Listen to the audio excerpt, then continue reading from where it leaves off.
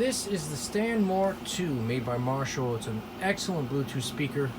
It's Bluetooth 5 instead of Bluetooth 4, which means you can actually pair them up, and uses aptX protocol. So you can pair them up. You can have one in one room, one in another. One could be left, one could be right, or you could do ambient, which is left and right. Very good sound. I listen to drum and bass and rock. Drum and bass requires really low frequencies, goes down to like 50 hertz. The only problem I have with this speaker is the Bluetooth signal is too weak to run in two different rooms, and the room is literally 15 feet apart.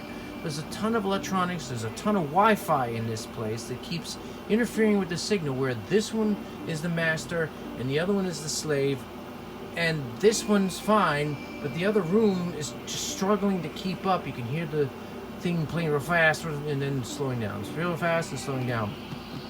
I got tired of it. Took it apart and found that this is the antenna that they use. It's a tiny little ass antenna. And I took them out. And on the end of it is a standard little laptop. If you've ever seen one of those little cards on a laptop that just snaps on, it's hard to really see, it's so small. I carefully remove them. And there's obviously a connector on the board. You can hook up an antenna. For $8, I bought a kit. It has a little piece of wire and plugs into the board and converts it over to a standard Wi-Fi antenna.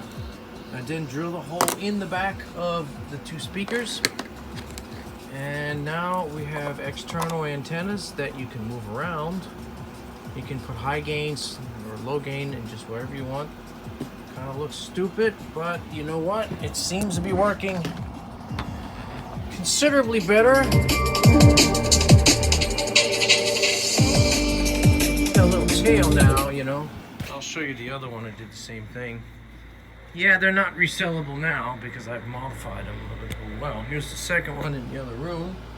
And this one, the antenna's on the back, wants to be like that. I am gonna actually try some other antennas. I'm thinking I think the connectors are good, but the antennas are cheap, because this should work. And so if I flip this up like a little tail, I don't get anything. Knock it down. That's funny, isn't it? But see, I can actually adjust it now.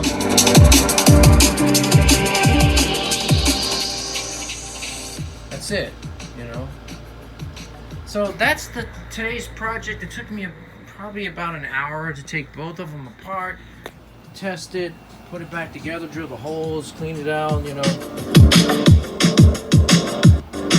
It's a little bit skippy. I'm gonna try. Can't even tell it's there. It's better than what it was. So the next step is to get a better high gain antenna. Look up what Bluetooth aptX frequency runs at. I don't know. I think it's 2.4 gigahertz. Yeah, that is definitely Qualcomm. It looks alright. I mean, honestly, I should have had it come out down here, not in the middle of the words, but tough shit, it's too late now. At least they're in the same spot. Alright, thanks for watching, and if you want to do this mod, you know, let me know. I'll post a link to the little connector that's $8 on Amazon, and I'm not taking these apart, but if you take the back screws off, you can easily see. Take the base ports out, take the screws around the edge, shove the base port in with your hands, and then just pull this big, very thick metal plate off. And carefully, you'll see it's very well built, very, very well built. Insulation in the bottom. The tweeters have heat sinks on them. Power supply and all the electronics is bolted to this heavy plate on the back. The only thing I did was modifications for that, and also I put surge protector, because they stay plugged in all the time. Anyway, good speaker. Doesn't have the Alexa bullshit built in, so it's not listening to me. I think you can even pause stuff. Yeah, buttons, bass, treble, volume, and they're synced. RCA in, auxiliary in on the top, and Bluetooth.